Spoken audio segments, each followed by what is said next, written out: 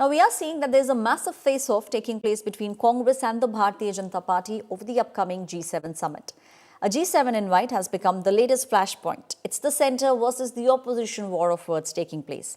After Canadian Prime Minister extended the G7 invitation to Prime Minister Modi, the BJP is now mounting its attack on the Congress party. This after the grand old party claimed that Prime Minister Modi was not invited. The BJP hit back very swiftly, accusing Jairam Ramesh and the Congress of spreading misinformation and rejoicing over these rumours. Calling it a classic case of Congress eating the humble pie, the BJP stated that the opposition is celebrating before even checking facts. Prime Minister Modi took to social media and thanked his Canadian counterpart for inviting him for the G7 summit. I think that having India being invited to the G7 summit and our Prime Minister Mark Carney reaching out to India for this is a fantastic development.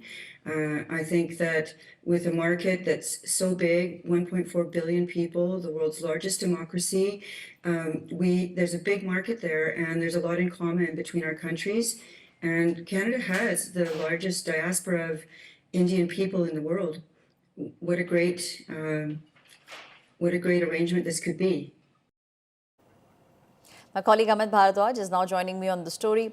Amit, we did see big war of words, Congress versus Bharatiya Janata Party. In fact, the Prime Minister took to Twitter and said that it was indeed a pleasure to be invited to the G7 summit. The invitation came from Canada.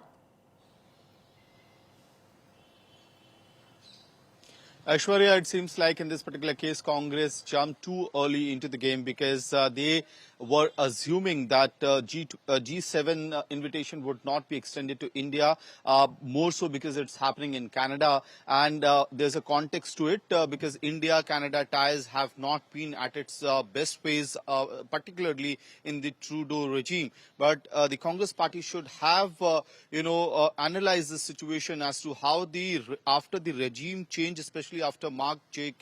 Carney became the Prime Minister of Canada, his administration have started to initiate conversation with the Indian establishment, and this was, a particular case or peculiar case of jumping the guns, trying to attack the Bharatiya Janata Party-led central government over this particular issue, where you had now, because of that, the BJP leaders are hitting back at the Congress party, be it Supriya Srinath being attacked or Jairam Ramesh being at the center of the attack of the Bharatiya Janata Party, saying that, look, there could be, in particular, the statements that have been endorsed by Amit Malviya of the Bharatiya Janata Party itself, which has a biblical proverb as well, that there is hope for a fool but not for somebody who is in haste.